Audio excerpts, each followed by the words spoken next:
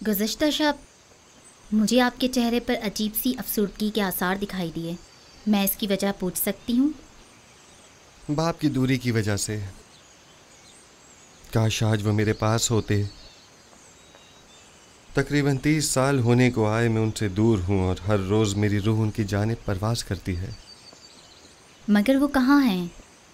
आप उनसे मिलने क्यों नहीं जाते या उन्हें अपने पास क्यों नहीं बुला लेते? दरअसल मेरा किनान से ताल्लुक़ है और यहाँ से 1 माह की मुसाफत है।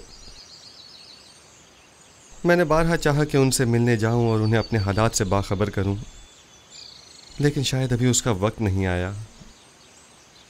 अभी अहले मिस्र को मेरी अशद ज़रूरत है और वो इस वक्त मुश्किल में हैं। इन्हें जिस्मानी और रूहानी ग़िज़ा की ज़रूरत है और मैं अब तक उनके लिए कुछ नहीं कर पाया। मुझे खौफ है अगर मैं अपने बाबा और दीगर अहले खाना के फ़िक्र में रहा तो अपने फ़राइज़ की दुरुस्त बजावरी से गाफिल न हो जाऊं और मुझ पर आयद ज़िम्मेदारी नामुकम्मल न रह जाए। लेकिन कब तक? वो आपके वालिद और ख़ानदान वाले हैं, उन्हें आपके पास होना चाहिए। एक रोज़ आएगा जब वो यहाँ होंगे, लेकिन तब तक मुझे उनकी जुदाई का दर्द सहना होगा।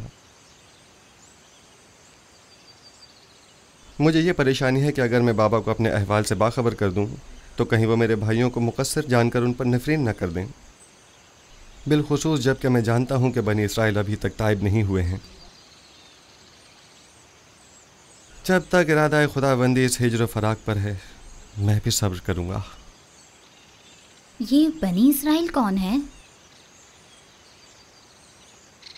इसराइल मेरे वालिद याकूब नबी की कुनियत है और मुझे और मेरे भाइयों को बनी इसराइल कहा जाता है। गोया नबी खुदा अपने भाइयों यानी बनी इसराइल के हाथों दुखी हैं, जिसके बारे में याकूब नबी को कुछ नहीं मालूम। क्या मैं इसकी वजह पूछ सकती हूँ? वक्त आने पर जान जाएंगी। मैं जानती हूँ आप मर्दों के सीनों में कई ऐसे राज होते हैं कि जिन्हें आप बताना पसंद नहीं करते।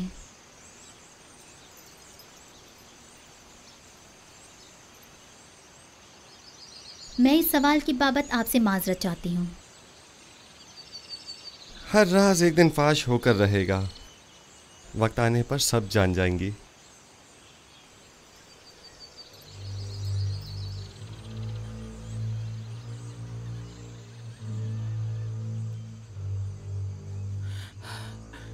बरसों पहले मैंने आपसे कहा था कि एक साहिर मोहब्बत ने पेशन गोई की थी कि यूसुफ आपके मुस्तकबिल और ईमान के लिए खतरा बन जाएगा। यूसुफ भूल जाएं। मैंने बारहा ये बात आपसे कही, लेकिन आपने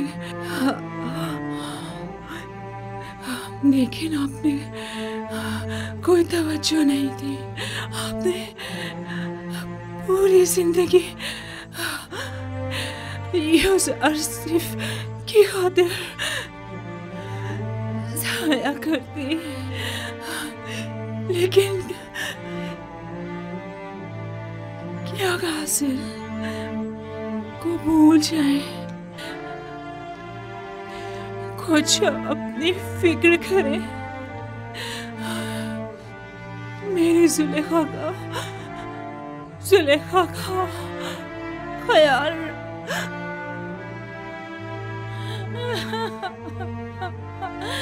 अब इस तरह का मैं क्या करूं?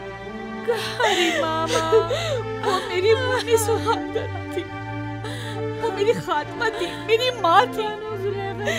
अब मैं अपना दर्द दिल और अपना हाल किससे कहूँ?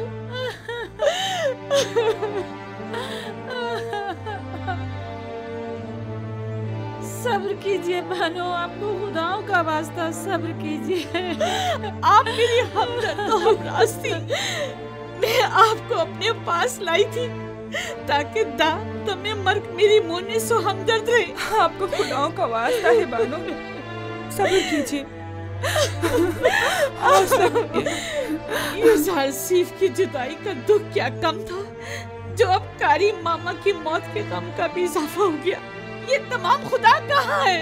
आखिर क्यों ये तमाम खुदा कारी मामा से भी ज्यादा बेजान और उनसे भी ज्यादा साकित तो खामोश होकर मेरे गमों अंदोह के तमाशाई बने हुए हैं। मैं कैसे सब्र करूं? जाओ कारी मामा के लिए ताबूत का इंतजाम करो। हमेशा साई की तरह मेरे साथ साथ रहती थी। मैं रातों को आराम से सोया करती थी और वो एक माँ की तरह जाग कर मेरा ख्याल रखा करती थी। आराम से सो जाइए कारी मामा, आराम से, आराम से। अब आपको जुलेखा की कड़वी कसौटी बातें सुनने को नहीं मिलेगी।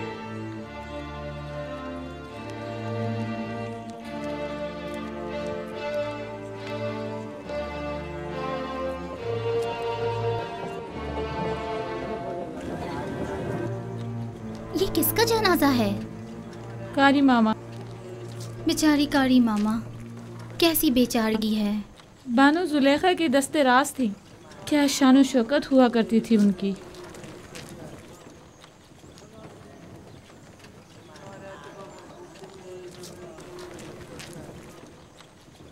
यानी कस्म में अब कोई भी नहीं रहा। मेरा भी यही ख्याल है। बेहतरीन मौका है, हमें चलकर देखना चाहिए।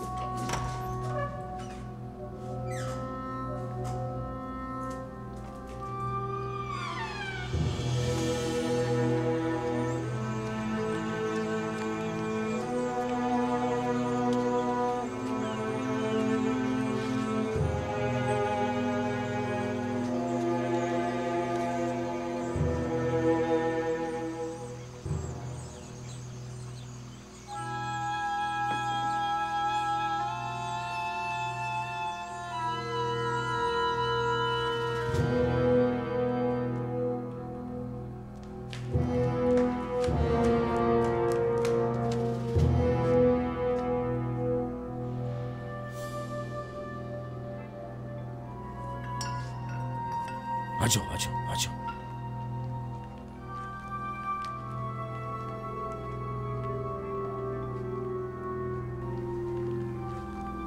अफसोस कि हम इसे ले जा नहीं सकते।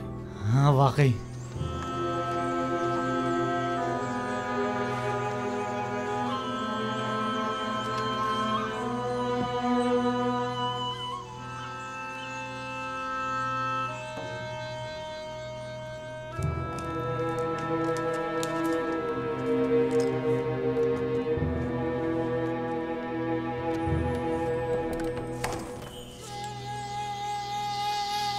तुम लोग वापस जाओ, कस्र में कोई नहीं है।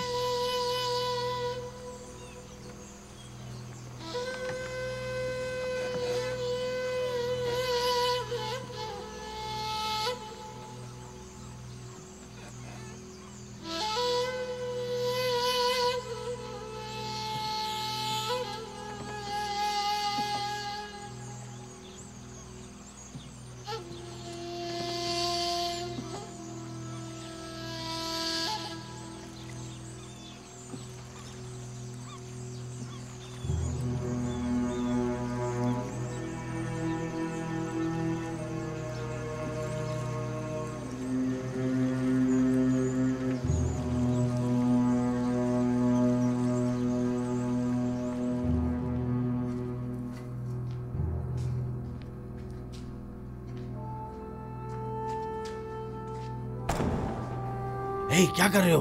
आहिस्ता। ये पूतीपार का कसर है या रूहों का?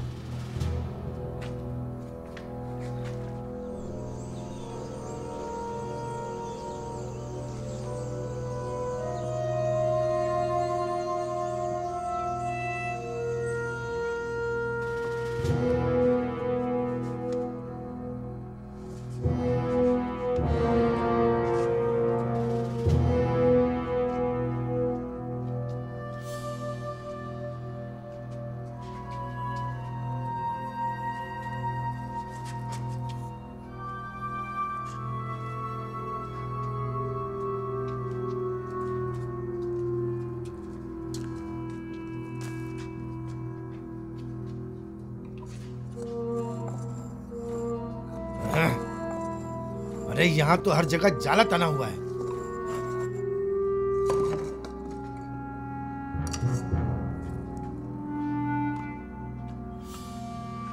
चलो, इस जगह तो कुछ भी नहीं है। चलो।